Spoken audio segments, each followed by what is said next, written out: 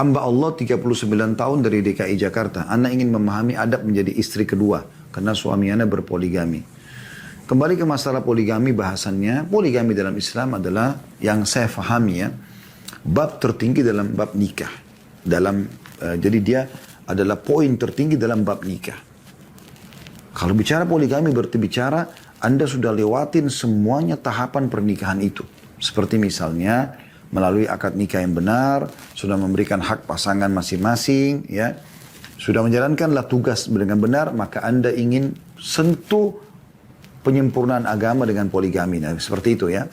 Itu dulu poin masalah poligami. Jadi dia bukan sembarangan orang bisa melakukan poligami.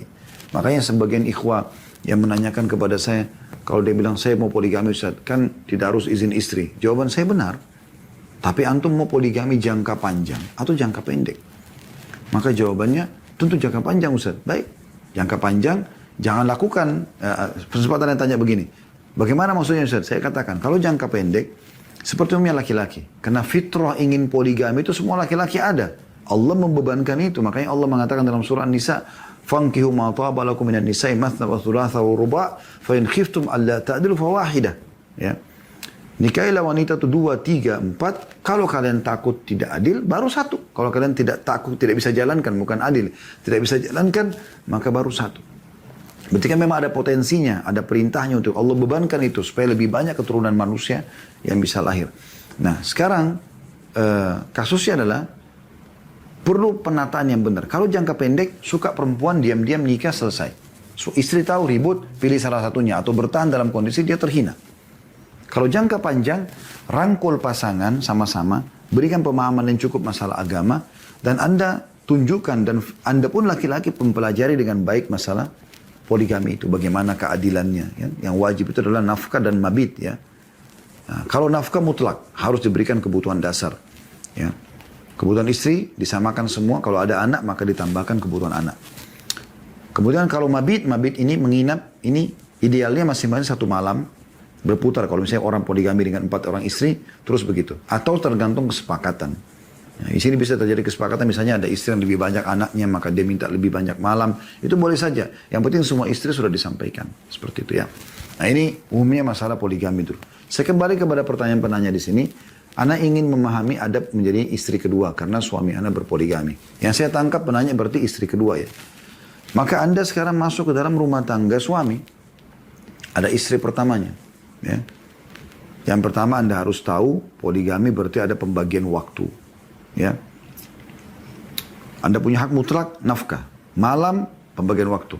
Kalau suami Anda mau membagi sehari istri pertama, sehari Anda, maka itu bagus. Kalau tidak bisa, misalnya dia mengatakan, ini istri pertama saya punya anak 2 atau 3. Maka kemungkinan saya akan memberikan 4 malam, Anda 2 malam. Atau dia 5 malam, Anda 2 malam. Atau dia 3, Anda 3. Misalnya dia 4, Anda 3 misalnya. Itu tergantung. Ya. Maka ini Anda tergantung, mengiyakan tidak. Kalau saya saran saya sih ini mengiyakan tentunya ya. Agar memang berjalan baik rumah tangga itu. Selanjutnya, jalin hubungan yang baik dengan istri yang pertama. Ya, Anda pendatang baru, maka Anda bagaimana caranya bisa berbaur. Datang, ya, kenalan, menunjukkan kalau saya bergabung ini bukan untuk merusak rumah tangga.